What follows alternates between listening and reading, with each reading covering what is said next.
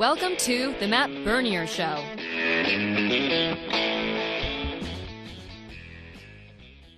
On DRF Live, it's high noon on the East Coast, 9 a.m. on the West Coast on March the 25th, 2016. We've got a big weekend of racing ahead of us, highlighted by the Louisiana Derby for 3-year-olds down at the fairgrounds tomorrow afternoon, and obviously all the big things going on in Dubai, highlighted by the $10 million Dubai World Cup. We're going to dive into all that stuff, but just want to give everybody a heads up. Got the first guest that's going to be on this show coming in studio in the second segment and going on for a little while, bringing Dan Torgman, my buddy from danonymousracing.com. We'll have some fun chop-ups from 3-year-olds, chop up the Louisiana Derby as well as the Dubai World Cup. And that's kind of where I want to start today. But first, if you're watching on DRF Live, thanks for giving us some time. You can see all of our great handicappers, writers, and reporters right below us here using your DRF Plus account. You can get in and get all the good stuff. And then also, if you're going to watch the podcast, we go up on YouTube here in a couple hours. Once this is done, you can listen on SoundCloud as well here on DRF.com. Let's dive into the main event. I think a lot of people think Louisiana Derby is the main event. I personally I have more interest in that, per se, than the Dubai World Cup. But at the end of the day, it's the richest race in the world. $10 million is the purse. And I think we would be remiss not to call that the main event of the weekend. We've got a very strong contingent of North American runners going out there, highlighted by California Chrome, Frosted, Keen Ice, Emshawish, you name it. Opportunity's going to go out there. We've got a lot of our really, really strong handicap and older division, older Breeders' Cup Classic sort of division, if you will, horses going out there trying to get the biggest and richest purse that there is. And I can't fault the connections for doing so. I think it's just a scenario where it's presented itself. You'd be foolish not to consider it if you thought that you had one of the best 1.25 mile horses on dirt in the world. That being said, I think the Dubai World Cup is not a good thing for North American racing. For worldwide entertainment and worldwide racing, I can understand. It makes sense. It's a big spectacle, and I love everything about it. But as far as our racing here stateside is concerned, I think the Dubai World Cup is a terrible thing. The draw for the $10 million has really hurt some of our marquee events early on in the calendar, most notably the Don Handicap and the Santa Anita Derby, or the Santa Anita Handicap, rather, I'm sorry. The Don maybe not quite as much as the Santa Anita Handicap, but these are supposed to be two of the marquee events in the early season calendar for our sort of classic division horses. And now they're being either dismantled because they're getting subpar fields, we'll dive into that momentarily, or they're being used as a prep for Dubai. And it's a little bit disappointing that with these sort of monster events that we have here stateside that have all this history and everyone, boy, you want to make a stallion or you want to make an all-timer, a Hall of Fame kind of horse, you want to win these races. Now they've kind of taken a back seat to this big spectacle that happens over at Meydan every year. And again, this isn't meant to be a knock against the World Cup. It's just, I think for our sake here, selfishly, I think it's a bad thing that the timing of this race happens in the middle or the end of March when you've got these other two races that are of historical and major significance as far as horses of the year is concerned and whatnot. I just think the timing hurts us. Let's talk about the Don and how this year you've got two horses coming out of that race that are going to go over there tomorrow afternoon. And they probably both have decent chances. One of them being the Don winner, Emshawish. The other one being Keen Ice. Keen Ice, we know him from his historic victory in the Travers, defeating Triple Crown winner American Pharoah. The problem I have is Emshawish, the goal was the Don. And he performed so well that Todd Pletcher and company said, okay, let's send him over to Dubai. He's earned a trip. And I'm totally fine with that. If you, timing-wise, if you look at it and say, you know what, you have earned your right to go over there and give it a shot, that's fine. I'm on board with it. I have no problem with it. Keen Ice, all along, it was very clear. The connections made it out that, yeah, we would love to win the Don, but at the end of the day, the World Cup is the goal.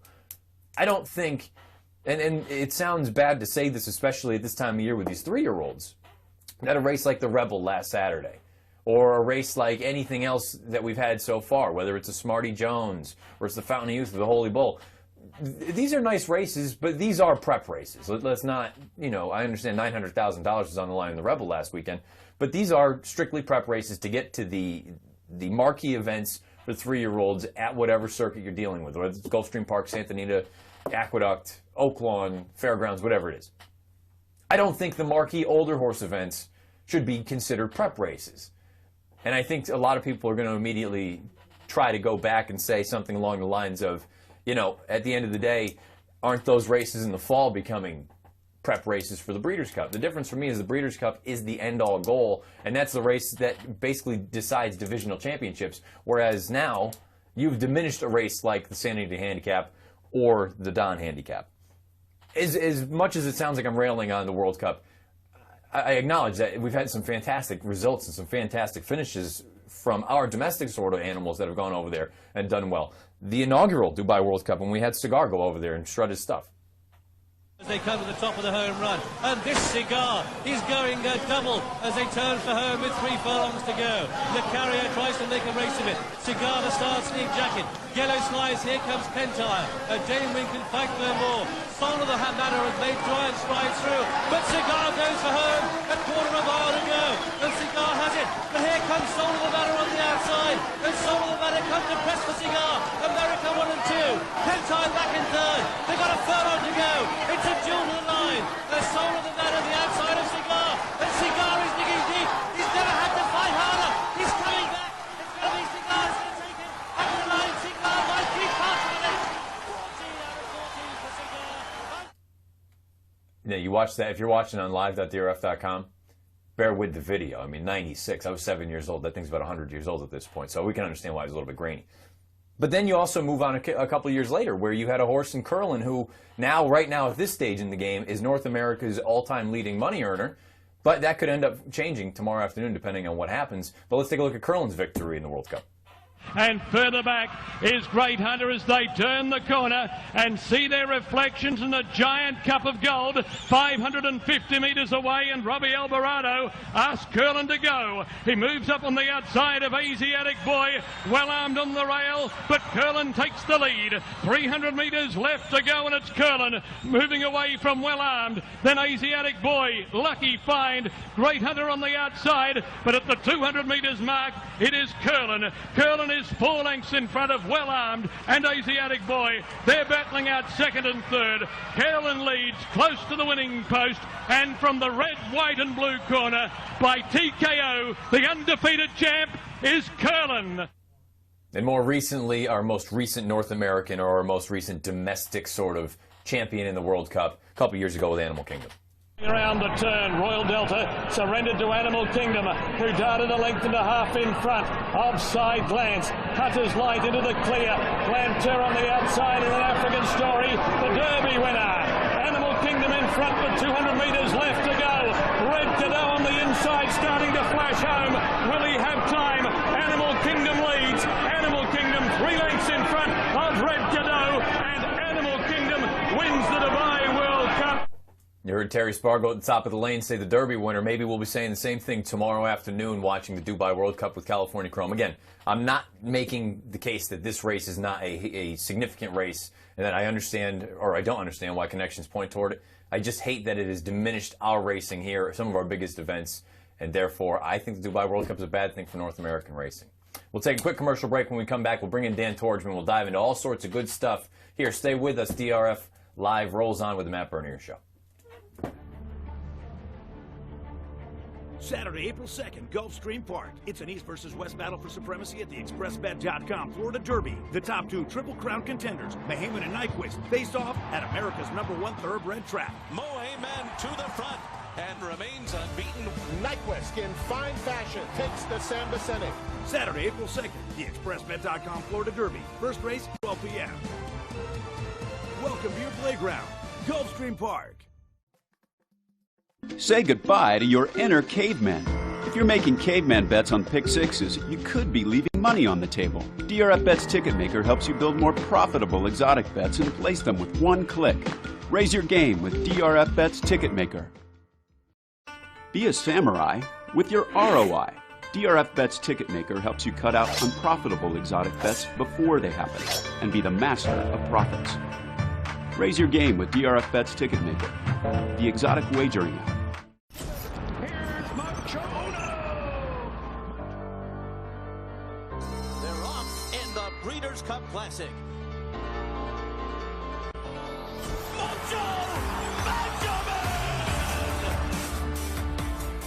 Private Zone has run a 45 flat half mile and has opened up 2.5 lengths. Private Zone's got the lead close to home and he's all by himself. Private Zone wins the 4 gold.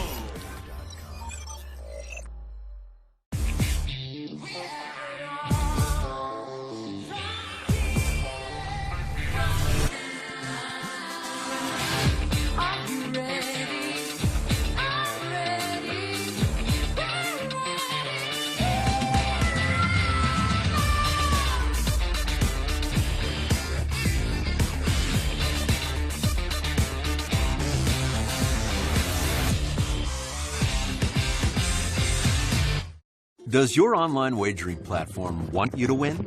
If they did, wouldn't they help you win? At DRF Bets, we're all about raising your game. That's why we give our players the data, tools, and know-how that no other service can. DRF Bets is more than a place to wager. It's a platform to help you play better and win more. Brought to you by the folks who love racing as much as you do.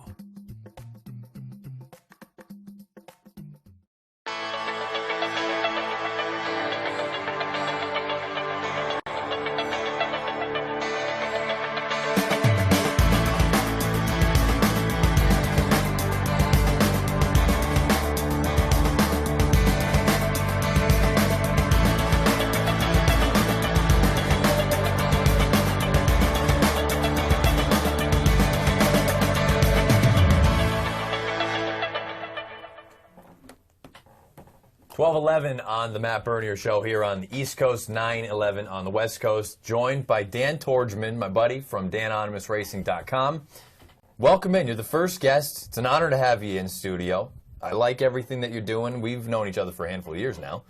And thanks for coming in. Well, it's an honor to be here. I know we were talking last night, and I said, you know, like, who was Carson's first guest? Who was Letterman's first guest? Who was, I mean, come on. This is the beginning of something big, and I'm honored to be. Completely uncalled for. And you asked right before we came back from break. We went out, the ladies came and met us. I was supposed to go running with my girlfriend last night after we left, and that did not happen. Oh, it didn't happen. Well, at that point, we got home at like 10 o'clock, and I needed to get some food in my body and then go to bed. You were talking a big game last night. You're like, yeah, every night we run for an hour, 2 hours. Stop. That's false. That's false. Running is the least enjoyable activity of my entire life. It's but awful. I made the fatal mistake of committing to a race. Let's dive into some real racing that's important racing anyway. Let's start off with the Dubai World Cup before we get into the 3-year-olds or anything else like that. If you want to follow along, at Bernier_Matt on Twitter, at DanOnymousMan on Twitter. That's right. You've got a very passionate following. Everyone loves your stuff. From a Dubai standpoint, am I totally sort of out there by saying I think that the World Cup is a bad thing for us domestically here in North America? No, I get your point, and I think it resonates with a lot of people who are really, you know, who are invested in our game, and especially the older division. I mean, we'd like to see our best horses here, and just sort of natural byproduct of offering, you know, a race with that amount of money. It's gonna result in what we've seen, which is, you know, runners going over there for you know, bigger purses. But you know, yeah, I get what you're saying. You know, I don't know what the solution is in terms of remedying it. You know, what do we do to keep our runners here? But yeah, in terms of, you know, the argument, I get it, and I think a lot of people who follow us on social media can probably, you know, relate to that. You know, it's, you know, we talked about the Don Handicap and, you know, the horses that we were left with, and, you know, no knock on Mashawish or, you know, or Valid, but, you know, it would have been cooler to see some of the other horses that are running this weekend. Well, and even take it a step further with the Santa Anita Handicap. I'm not trying to, again, when the race happened, I acknowledged it and said we've got a couple of Grade 1 winners in there, but when you run this thing down from top to bottom, Melatonin, Hard Aces, FNX, Imperative, Point Piper, Class Leader, Donworth, Cyrus Alexander, General Arad, that sounds like a Grade 3 race, not a Grade 1. Not one of the most historically significant races in our sort of, you know, North American United States landscape. It just...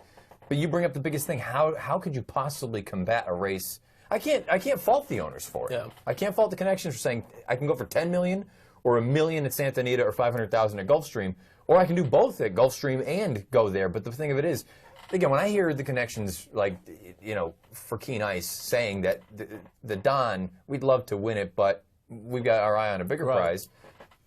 It just kills me that you all of a sudden that race has just become kind of like a throwaway race. Yeah. It just well, look, like everything else, especially some of the issues that confront the racing industry, we've got to learn to adapt and evolve. And so I think this is one of those areas too where we're seeing, you know, and not only Dubai. I mean, I was in Hong Kong in December, and that carnival's taken off, and it's taken on an international field. We were part of a social media team that went out there from all over the country, and the point being, you know, they realized in Hong Kong, you know, we need to, you know, our customer is not only the local customer.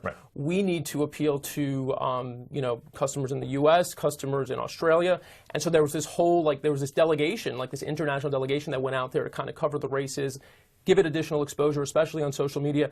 And, you know, that sort of crosses over into, you know, appealing to owners and, you know, giving them added incentive to you know, so I think we've got to adapt, and you know, we're not, you know, other jurisdictions are not, you know, slowing down or backing off, so we can't take our, you know, our foot off the gas. Sure.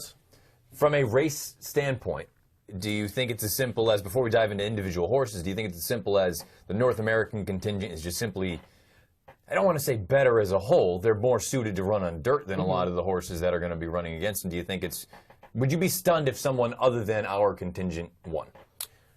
This race, specifically the World tomorrow, Cup? Yeah. Actually, when we dive into the race, I do have a horse that I have my eye on who is, you know, not one of our horses. But, yeah, I think it would be surprising, but I don't think it's impossible.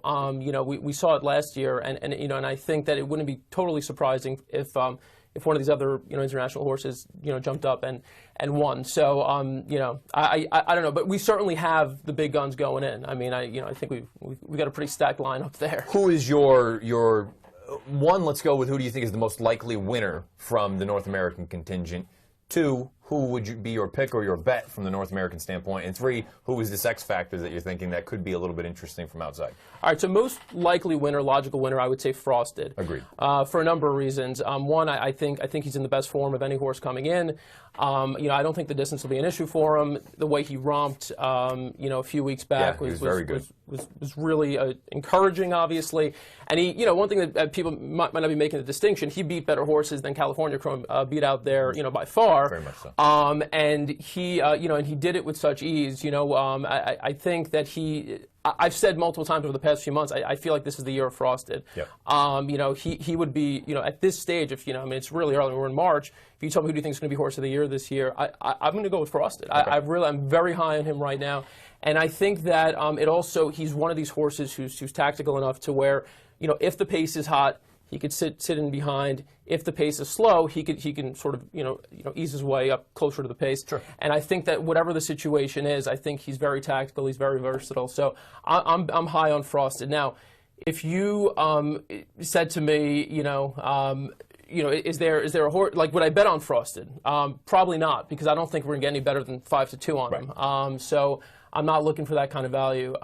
But if you told me who's the horse that might represent more value, who has a shot at least at, you know, hitting the board or you know, or showing, you know, well of himself, I think Keen Ice is gonna take a step forward here. Blinkers on, for those of you that aren't aware. It's not listed in the PPs, but the blinkers will be on. That's how it sounds anyway. Yeah, and I don't know, what do you make of the blinkers going on? I don't know that he necessarily is a horse that I didn't think of him as a horse that needed blinkers. I mean, anytime there's a change going into a major race, I look at that as a major sort of red flag. I don't like it, yeah. And honestly, like, if the blinkers weren't going on, I think I would be higher on him going into this race. I think a lot of people are writing him off of the last 2 efforts, specifically the race in Dubai. I mean, that was not a Keen Ice race. He was, you know, much closer to the pace than he typically likes to be.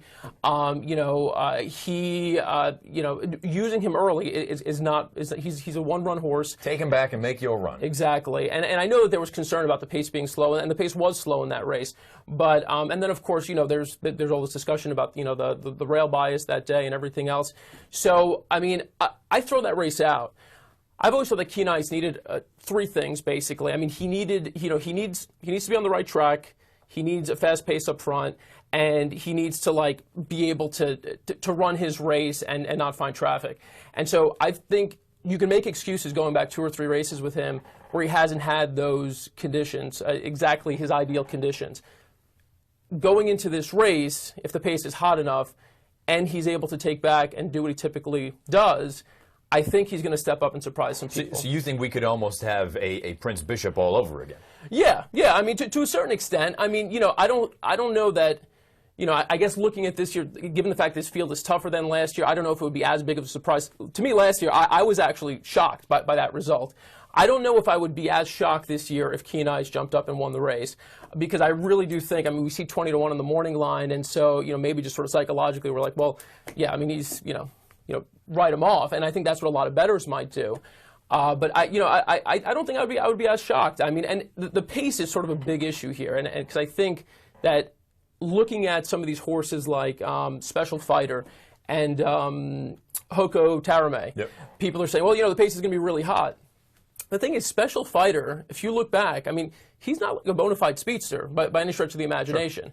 Sure. I don't think he's going to be, I mean, he'll be up with the pace, but I don't think he's going to set the pace by any means, which leads me to my outsider that I like, which is Hoko Tarame, because I think that the pace is actually going to be not as hot as most people are projecting. This is a horse who was like pestered, hounded the whole way last year by African Story in this race, and he had, really, they were stacked up across the track, pressing him the whole way around, and he was super game. African Story, who won the race the year before, backs up through the field. Hoko Tarame goes on with it, and he almost hit the board. So I really like Hoko Tarame. Now, am I going to say he's going to win? Am I going to, with confidence, say, look, put everything you've got on him? No. But if you wanted to, make a nice wager, like a nice, win place wager on him, I think you could do that with a little bit of confidence, because I really do believe that he's going to be loose. He's got a ton of class. I mean, he's got incredible, he's won on the dirt 6 out of 12 times. Right. He's got everything you want out of a horse, and he's won on the front end. And when he's loose, he's dangerous. And, look, this is the toughest field he's probably ever faced. But if he's loose, I think if you have a horse as classy as him in a race like this, I think he might surprise some people. Frosted Keen Ice, and as a bit of a bomb, Hoko Tarame for Dan Torchman in the Dubai World Cup tomorrow. We'll take a quick break. When we come back, Dan's going to stick around. We're going to dive into the 3-year-olds, some Derby talk, and we'll just merge it all together, and we'll transition into the Louisiana Derby. We'll dive into that. Stay with us here at the Matt Bernier Show. Saturday, April 2nd, Gulfstream Park. It's an East versus West battle for supremacy at the ExpressBet.com Florida Derby. The top 2 Triple Crown contenders, Mahayman and Nyquist, face off at America's #1 thoroughbred track. Mohayman to the front and remains unbeaten. Nyquist in fine fashion takes the San Vicente. Saturday, April 2nd, the ExpressBet.com Florida Derby. First race, 12 p.m. Welcome to your playground, Gulfstream Park. Say goodbye to your inner caveman. If you're making caveman bets on pick sixes, you could be leaving money on the table. DRF Bets Ticket Maker helps you build more profitable exotic bets and place them with one click. Raise your game with DRF Bets Ticket Maker. Be a samurai with your ROI. DRF Bets Ticket Maker helps you cut out unprofitable exotic bets before they happen and be the master of profits. Raise your game with DRF Bets Ticket Maker, the exotic wagering app.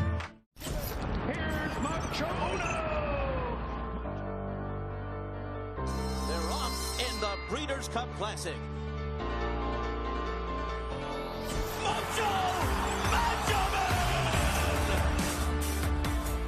Private Zone has run a 45 flat half mile and has opened up 2.5 lengths. Private Zone's got the lead close to home, and he's all by himself. Private Zone wins the Forgo.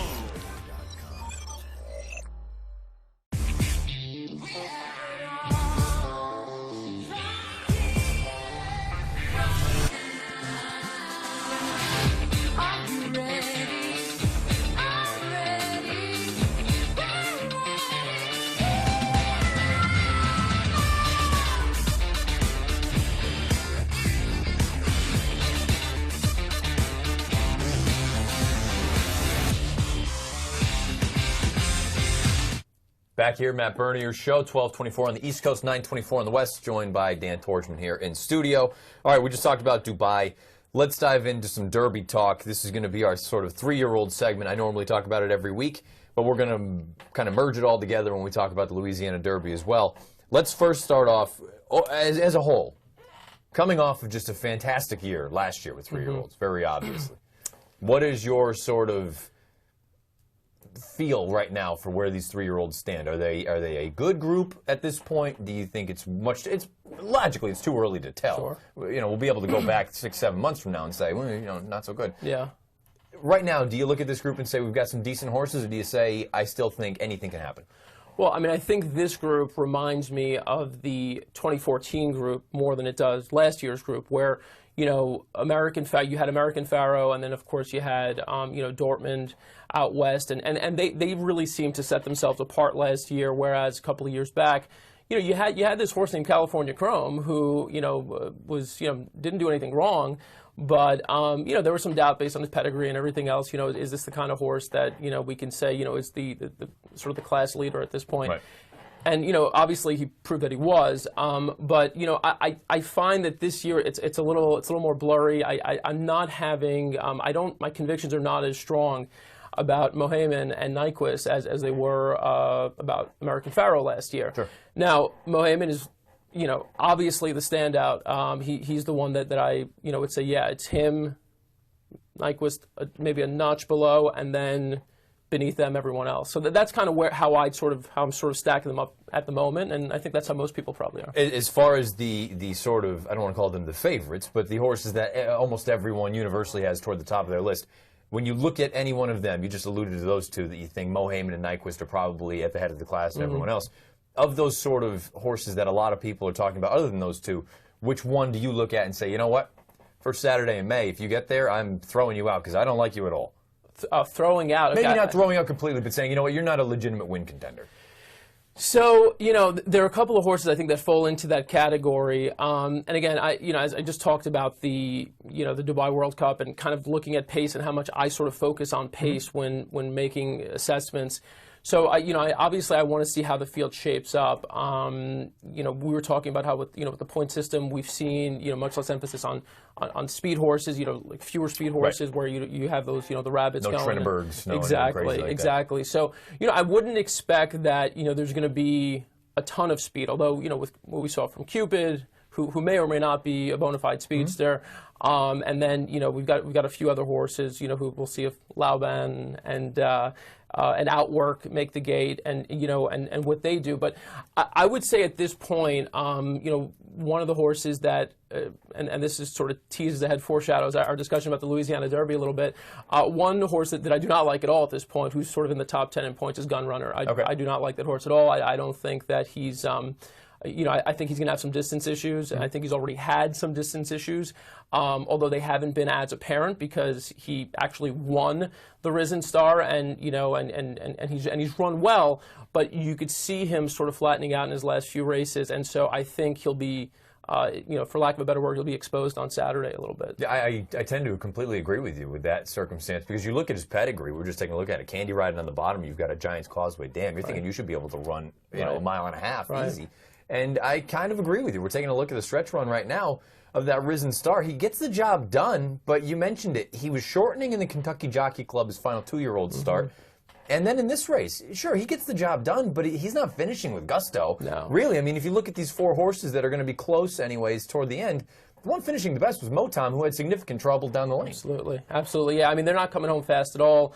Motom, for him to have, you know, checked, you know, taken back just to make sure he didn't, you know, fall, lose who knows how many lengths, and then for him to still close to within a couple of lengths there the way he did, I don't know if that says more about Motom or about Gunrunner. I am kind of high on Motom. I think he's a really nice horse, but yeah, I think ultimately the mile and an eighth will catch up to mile and an eighth on Saturday will catch up to Gunrunner. Now next Saturday, it's looking like, if everything goes as planned and everyone continues on with their training, sound, healthy, the whole nine, we're looking at the showdown down at Gulfstream between Nyquist and Mohaymen, the top two that you alluded to, the top two that I think most people are looking at. Of those two, if you needed to take one for the Kentucky Derby, knowing all of the circumstances, all the extenuating circumstances where Nyquist, he's shipped in the past, he's undefeated, they're going there for $1 million bonus, or Mohaymen, who at this point, he's just been the darling of the East Coast, he's done everything right. Yeah. If you had to take one of them, not for the Florida Derby, for the Kentucky Derby, who are you going to take? That's interesting. That's an interesting way that you framed it, because I think for next week, I would go Mohaymen. Okay. But I would like to see what Nyquist does. I think this is going to be, for me, at this moment, Nyquist still has something to prove. I mean, I was not sold on, you know, his San Vicente was fine, but again, you're talking about a 5-horse field. Right. And, you know, he wasn't hard used by any stretch of the imagination, but he beat Exaggerator, right? Beat Exaggerator. I mean, an Exaggerator for me doesn't do anything for you. Doesn't even register. So, and, you know, on the flip side, with Mohaymen, you know, I'd like to see what Greenpoint Crusader comes back with this weekend in the Louisiana Derby. I think that'll tell us a lot about the kind of horse that he beat. Although, in Mohaymen's case, you know, he really could have, I mean, he glided with him. I mean, that was that it was a thing of beauty. I think he was more visually impressive. So I'm just basing it off of their 3-year-old races. I think Mohaymen has been more visually impressive, and at this moment,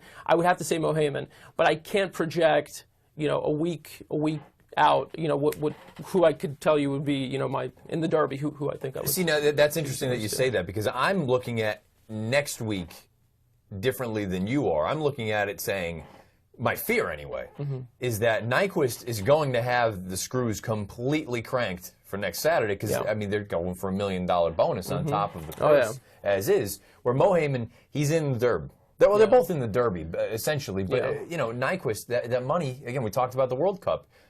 It's hard to deny that, you want to go there for a reason. You want to get that money. And I also do wonder, distance limitations. I'm terrified of the Uncle Mose. He's been a brilliant sire thus far. I still wonder, when we get to the big boy distance, even at 9 furlongs, that's really when you can start to separate. You talked about Gun Runner. We saw that at 1 mile and 16th. You're going to separate the men from the boys tomorrow at the fairgrounds, when you're going to really be able to tell, okay, who's a true Derby contender? Not a Louisiana Derby, a Florida Derby, a Wood Memorial, who's a proper contender for the Kentucky Derby? Because the distance, as it gets further, you're going to see a lot of these horses start to drop by the wayside. Absolutely. Let's transition to the Louisiana Derby, where you've got a nice field set up. You've got a lot of horses coming out of that Risen Star. Do you look at it and say you prefer the horses that already have made a start or two down at the fairgrounds and they've shown that they can get over the track? Or is it sort of a scenario where you're looking at it saying, I don't love Gun Runner. Motom I think is okay, but he'll be a short price, probably the favorite. I want to take a new shooter. Or somewhere in between. Yeah, I guess I'm not sort of categorizing the horses based on, who's run over the track for the first time as opposed to those who have. I'm looking at it more so, which of these horses do I think is coming into a good race and who can handle that stretch and who might possibly benefit from the pace scenario. That's like, so I always kind of revert to that. But it's interesting. The horse, that, again, we talked about Gun Runner, obviously going in as, you could say he's either prohibitive favorite or maybe Motom is, but I'm not. The price you're going to get on both, in terms of betting the race, is not anything that's appealing to me on either of those horses. Although I do think that Motom, if I had to choose between the two, he would be the one who's been over the track, who I would say is the one that I lean toward. In terms of the ones who haven't run over the track, you've got Greenpoint Crusader and then your boy, Dazzling Gem. Exactly. So I mean, between those two, I think there's a little bit of a mystery. Dazzling Gem is an unknown. I think the upside with him at this point might potentially be higher than Greenpoint Crusaders. I'm not as high on Greenpoint Crusader as I was, even a couple months back. So, I don't know. I don't have any particular concerns about the new horses coming in and being able to handle the track, but I'm not also overly impressed by them either. So, where I would say, yes, this horse. From a pace standpoint, you have Candy My Boy, who looks like a confirmed front runner. Are you thinking that we're looking at something that is going to be more representative of, I don't want to say that he went gangbusters last time, but he did. He set a pretty good clip. Do you think there's a scenario in which he can kind of throttle it back a couple of lengths, save something in reserve, and then down the lane kick on? Because his 2 most recent starts, I don't know really where they came from, but they were good efforts. Yeah. I mean, 2 back, I don't know what this counts for. Cisco Torres, journeyman, whatever. Him versus, Sean Bridgman last out. Obviously, Torres was aboard when he won 2 back. Again, it was an allowance race versus, which is going to be much tougher company on, tomorrow. But yeah, I mean, he was able to throttle him down, and obviously he gave him a better ride. I mean, just to be blunt about it, and he went way too fast last out. And so I think we can expect an improved effort. I don't know if it's going to be good enough to, hold off all the closers, but he should be loose again. And I think that if he's, if he's given, a better ride, and if Torres is able to kind of throttle him down early, I think he'll be there. I mean, I certainly wouldn't take him out of your exotic plays. As far as these sort of regional races are concerned, I think we've gotten into that sort of, I don't want to call it a trap, but saying, recent years fairgrounds horses, they haven't run. They haven't done it very well. Recently, the Arkansas Path, albeit the rest of the competition looks a little bit suspect, but it seems like their best are really, you know, when they show up, they run their race.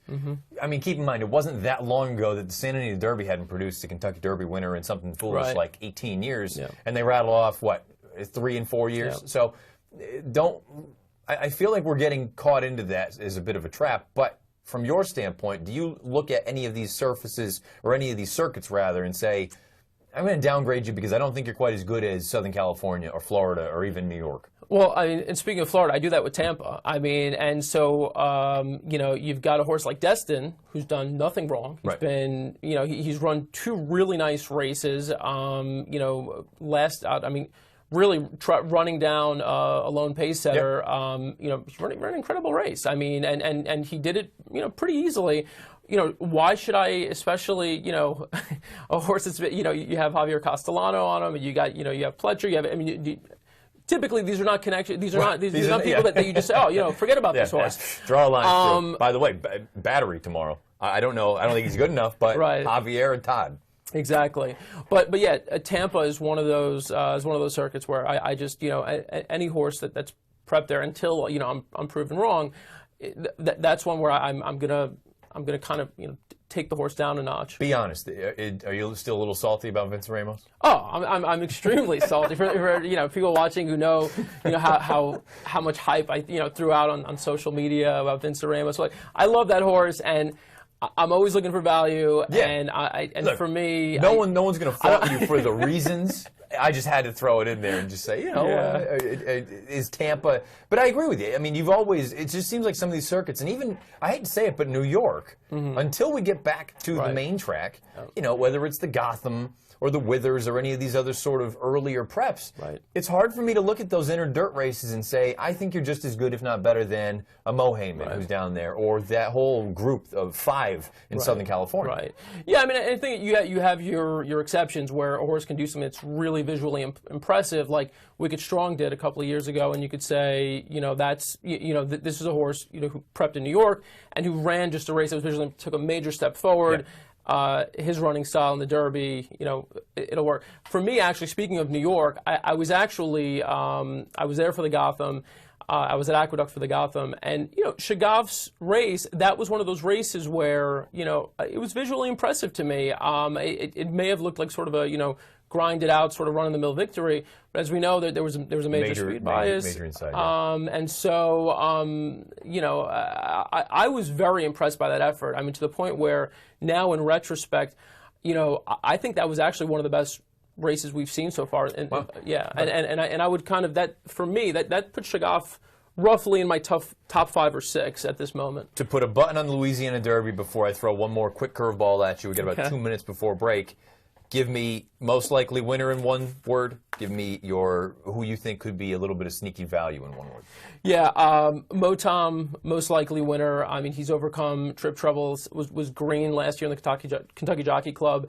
Still ran on pretty well. I think he puts it all together. Clean trip. He wins, I think. And value sneaky value. Yeah, and sneaky value would be Tom's Ready, the stablemate. You know, he's also, I could make excuses for him. Didn't have things his way last time. I think with a better trip Now, you being the first guest on this program. What do you want me to do? This is an unknown, and Mike, the producer, Mike Claudio, doesn't know about this. I just kind of cooked this thing up this morning. Okay. The naming of this is probably TBD, but I'm thinking maybe the Gallop Out, because the interview is over. And we just got to kind of, for anyone that doesn't know you, I mean, a lot of people know you, but for those that don't, maybe just some fun little questions, quick rapid fire. You just got to pick one. We're going to give you kind of an either or maybe a yes or a no, or whatever. We've got 5 of them. 5 of them, and this is going to be the Gallop Out, the finish of the little interviews. You ready? Yeah, let's go. You got 5. Dirt or turf? Turf. Route or sprint? Sprint. Of the 4 major sports, that I happen to know your favorite teams in each. You can pick one. The New York Mets, the New York Rangers, the New York Knicks, or the New England Patriots. Ooh, you're going to get me in trouble for that last one. You can pick one. Yeah, well, hey, look, I'm all for it. I'm always going to support that. Yeah. You can pick one. Mets. The Mets. Oh, yeah, I'm Mets, yeah. Ah, the Mets. Yeah, I've a lot of pain, but, you know, eventually, hopefully, there'll be one day of happiness. Fruits or vegetables? I don't know. I guess I've been into like a lot of kale and sprouts lately. I don't know if I really... Sprouts? Sprouts, yeah, sprouts. God, I have to deal with all that when I go home. My girl cooked up kale. Do you want some? No. Yeah. No, I well, don't. I'm not doing any running, so I actually have to do. Yeah. I have to eat that kind of stuff. The final one, and this is going to become a staple, I think, that this will probably wrap up every interview that we do. Rachel Alexandra Zenyatta. What? We talked a little bit about it last night. Rachel I'm going to get hate no matter what I answer. So this is like You got to pick one. I'll go Rachel. Rachel Alexandra. Yeah. Dan Torgman, I appreciate you coming by. Thank you, brother. Danonymous Man on Twitter, danonymousracing.com. We're going to take a quick commercial break. We'll come back here on the Matt Bernier Show. We'll give you some handicapping previews and reviews brought to you by Gulfstream Park. He's got that big mandatory Rainbow Six payout tomorrow. Stay with us. Saturday, April 2nd, Gulfstream Park. It's an East versus West battle for supremacy at the ExpressBet.com Florida Derby. The top two Triple Crown contenders, Mahaman and Nyquist, face off at America's #1 thoroughbred track. Mahaman to the front and remains unbeaten. Nyquist in fine fashion takes the San Vicente. Saturday, April 2nd, the ExpressBet.com Florida Derby. First race, 12 p.m. Welcome to your playground, Gulfstream Park. Say goodbye to your inner caveman. If you're making caveman bets on pick sixes, you could be leaving money on the table. DRF Bets Ticket Maker helps you build more profitable exotic bets and place them with one click. Raise your game with DRF Bets Ticket Maker. Be a samurai with your ROI. DRF Bets Ticket Maker helps you cut out unprofitable exotic bets before they happen and be the master of profits. Raise your game with DRF Bets Ticket Maker, the exotic wagering app.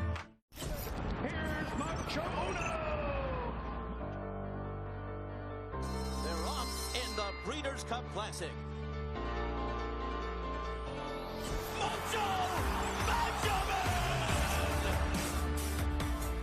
Private Zone has run a 45 flat half mile and has opened up 2.5 lengths. Private Zone's got the lead close to home and he's all by himself. Private Zone wins the Forgo.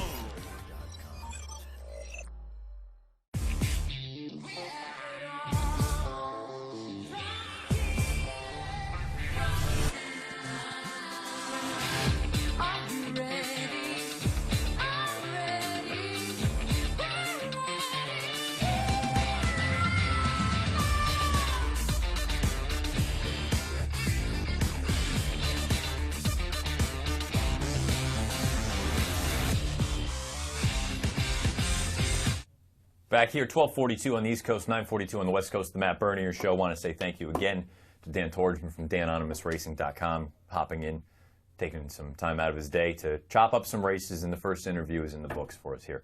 Let's dive into some handicapping reviews and previews. This whole entire segment is going to be brought to you by Gulfstream Park and the mandatory Rainbow Six. It's going to get paid out tomorrow.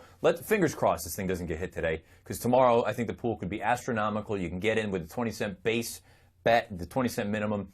We'll dive into, I'm going to give you about 4 horses from that sequence at the very end of this segment, just to maybe, you can throw them out completely because you say, I don't know what I'm talking about. You can use them if you're going to spread a little bit further and you got a couple extra bucks. But again, this is all brought to you by Gulfstream Park and the mandatory payout tomorrow afternoon at Gulfstream in the Rainbow Six. Let's dive into the handicapping review. I told you when we first started this show, I'm going to admit when I'm terrible, and I'm also going to toot my own horn when I'm good. I was pretty decent last weekend. Let's take a look at the Razorback handicap. Stretch call, Pete Ayala. The top of the stretch, it's wide open. Upstart coming over the top at Domain's Rapid at Dolo Porteno. Then back to Carve inside the final furlong. Up for the lead is Upstart. Domain's Rap fighting on. Back third on the inside at Dolo Porteno. Inside the 16th pole. Bravo's calling on Upstart for everything he has. But what he has is enough. Upstart wins. Domain's Rap second at Dolo Porteno third. Going into that last week, I told you the most likely winner was Upstart, and a live long shot was Domain's Rap. They run 1-2. Nice little exacta there in the Razorback. I think it's a good starting off point for Upstart. I think he can move forward. I ultimately don't know how far he's going to want to go. But considering the trip, he was wide. Joe Bravo got him out into the clear, got him to relax. That was a very good starting point for his 4-year-old campaign. I'm wondering if ultimately we're talking about a one-turn miler. The Met Mile, why not go with there? But it sounds like the Oaklawn Handicap is going to be his next target. As far as Domain's Rap is concerned, nice effort from an old, savvy vet. He's razor sharp. He's not a graded stakes caliber runner, or not a grade 1, I should say. He has every reason to go on with it, but at the end of the day, I think that is what he is, and that was arguably the performance of his career. So well done to Domain's Rap. The Rebel Stakes going into it, I told you, kind of a 1A and 1B most likely winner. Sudden breaking news in Cupid. Live long shot, I use Mad Tap, P.A.L.O. again, the Rebel. Sudden breaking news has got an awful lot to do with less than a quarter of a mile to go. They went 3/4 and 112 flat. Cupid trying to seal the deal, but here's Whitmore down the outside for Ortiz Jr. Gray Sky back third. It's Cupid or Whitmore to the wire. Cupid on the inside. Whitmore trying to get past on the outside, but Cupid has something in reserve, and Cupid wins the Rebel. Whitmore was second in front of Creator who flew. Cupid with a huge effort down there at Oaklawn Park. His first time shipping, first time against winners. You saw that lead change, very violent, almost threw Martin Garcia over the inside rail. Thought it was a very good effort. And as far as the long shot is concerned, Mad Tap, he was one of the horses that was reasonably close to Cupid throughout. And Cupid absolutely put the boots to all of those horses. Anyone that was close to him early finished up the track. I thought that was a huge effort from Cupid.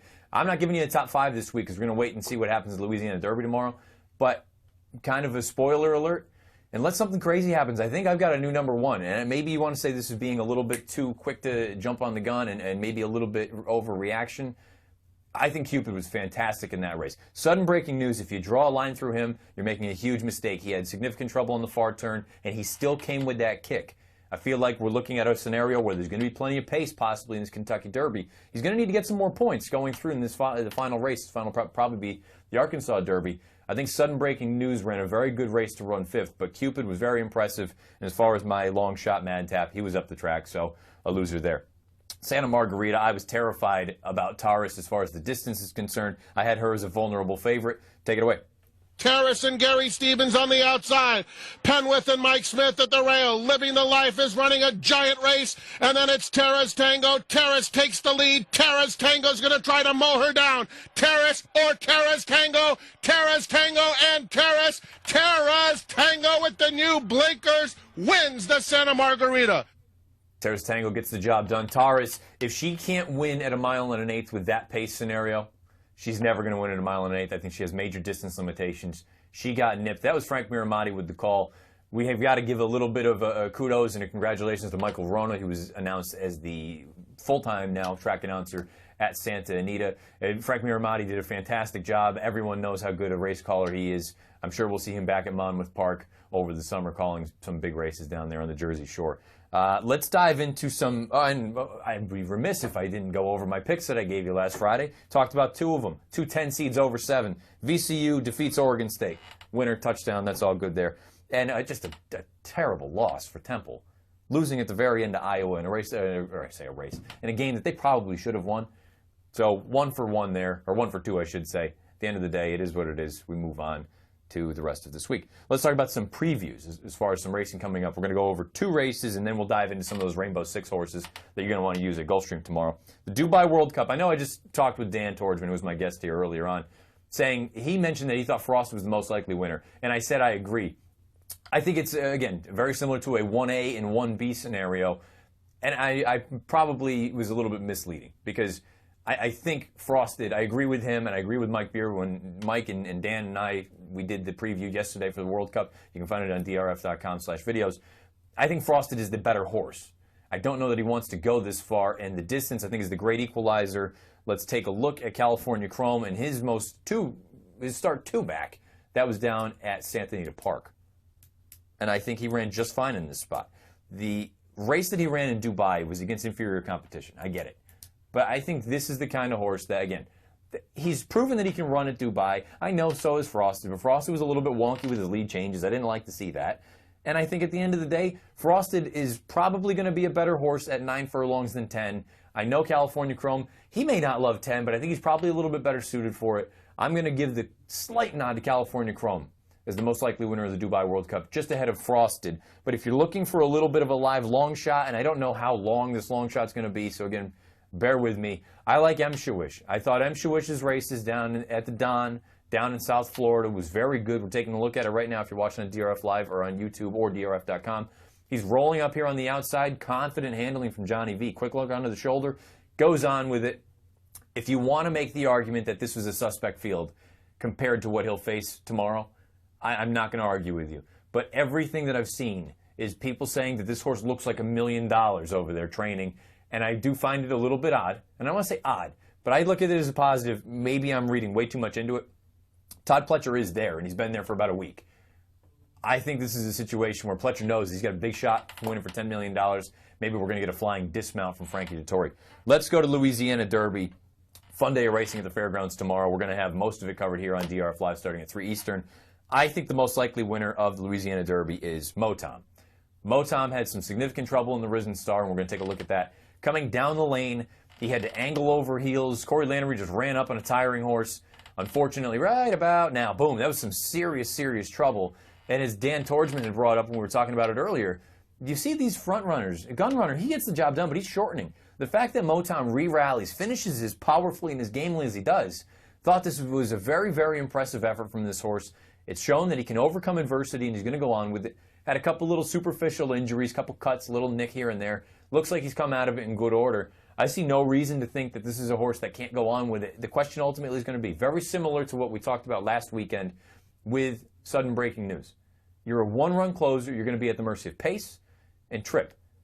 Sudden breaking news got the pace. He didn't get the trip. He had to steady a little bit, and unfortunately it didn't work out for him. So I think Motom's the most likely winner. Now, at this point, a live long shot, you know what? I don't even need to say it. Mike, throw the video up.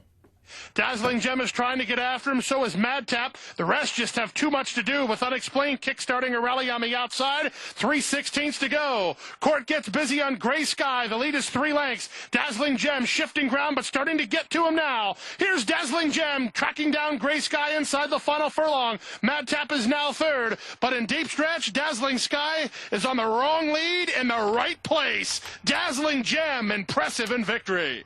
Gray Sky second from Madtap third. My son makes his graded stakes debut tomorrow at the fairgrounds in Louisiana Derby. Look, there's a part of me that looks at it and says, is he a live long shot? I don't know. I think a lot of people are going to be betting this horse. I don't want to say I don't know why, because I think he's got some ability. Clearly, I picked him back in January. But at the same time, he hasn't done that much on the racetrack. And that wasn't the most visually impressive effort I've ever seen.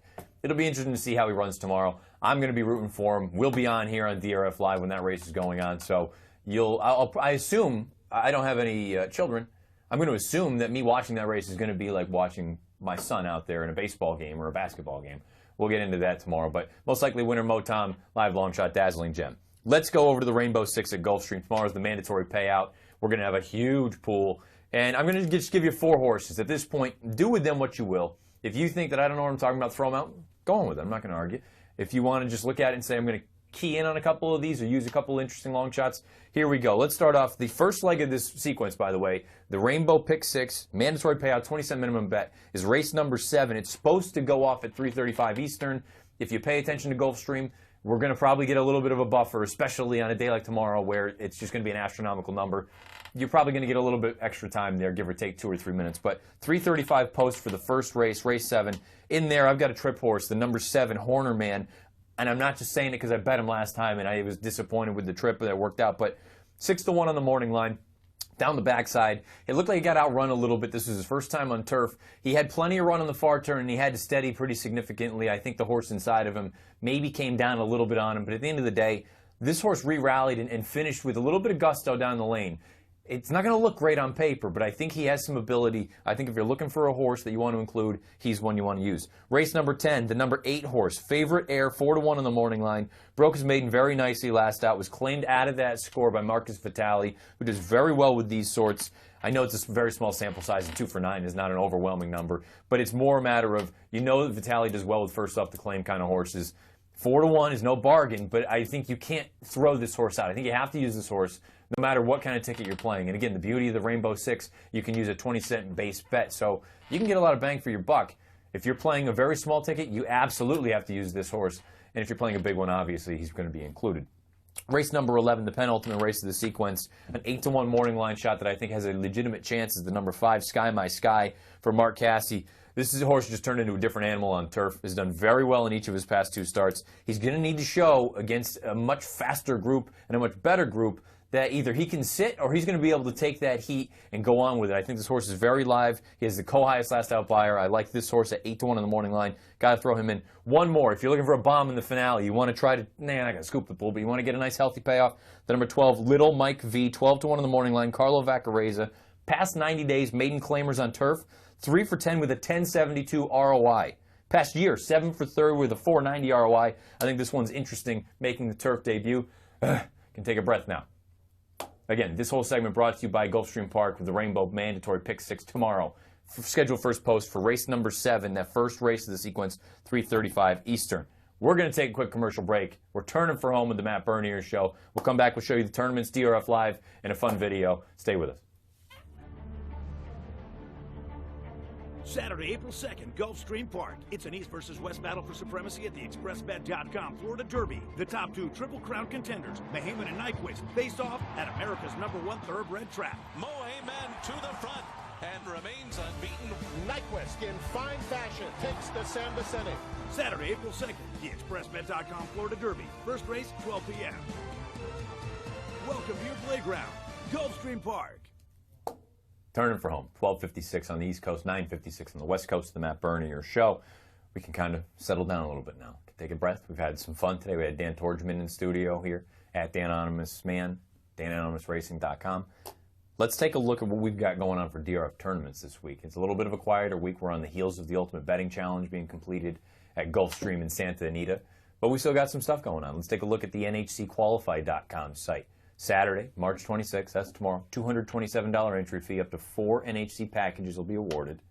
NHC points for the tour will be awarded the top 10%. And the contest is going to be open to 200 entries, 1 package for every 50 entries. Also going on tomorrow is round 2 at bcqualified.com. Best of luck to all of you that have qualified. This is one that you can't buy into, but it's just giving you the heads up going forward. The round 1 events, the top 10%, they qualify for round 2. Round 2 is when you ultimately would get the chance to qualify for your Breeders' Cup Betting Challenge seat in the package and the whole nine yards, where you get your travel stipend and all that. So tomorrow there will be some packages awarded, but for those of you that didn't get involved in round 1, that's something that you can use going forward throughout the rest of the year. DRFqualify.com. We took 1 week off because of the UBC. Now we dive right back into it. Tomorrow, March 26th, up to 2 Santa Anita Preakness challenge packages, I should say, will be awarded. It's open to 76 entries. You're going to get 1 Santa Anita Preakness package for every 38 entries. And you're asking, what the heck is the Preakness package? The $150,000 Santa Anita Preakness Challenge is going to be going on May 21 and May 22nd at Santa Anita Park. It's during the Preakness, but it's at Santa Anita Live. Live bankroll, $4,500, $3,000 your bank to play with. 15 goes to the prize pool. That is everything going on in the DRF tournament family this weekend. Let's take a look at what's on deck tomorrow on DRF Live. We'll start at 3 o'clock Eastern. Mike Beer, Dan Illman, they'll start you off. We'll make the transition after the Mervyn Muniz handicap. I'll come in, Mike will swap out, and we'll go on with it. But a big day at the fairgrounds and a huge day at Gulfstream Park where it could be a life-changing score for some people with that mandatory Rainbow Six payout. So you're going to want to stay with us all day tomorrow on DRF Live. Video coverage starts at 3 Eastern. Got about 1 minute left. Let's take a look at our fun video of the week. Now, I've been doing this with all of these shows where it can be from anything. But for me, we're coming up on baseball season. Baseball has always been I played baseball my entire life, all up and through school and the whole nine. This is the epitome of baseball. You get on base and you shake it up. You're happy. First base coach trying to put the helmet back on you. Don't cramp my style, dude. Throw it right off. Get back down again. That's the essence of baseball. That's the essence of spring. One more time. Give it to me again, Mike. Just happy as can be. And also, credit to the kid playing second base. Playing in the dirt, making mud pies. Dad, get this helmet off. I'm not doing it. My buddy's over there picking dandelions. What else do you need?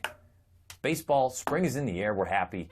Big day of racing tomorrow. Want to thank one more time Dan Torgman for coming in at Dan Anonymous Man, DanAnonymousRacing.com. He was the first guest here on the Matt Bernier Show.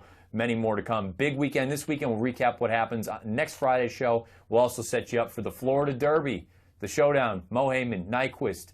Let's transition over to the DRF Formulator Race of the Day for Friday. Thanks for watching the Matt Bernier Show. We'll see you next Friday.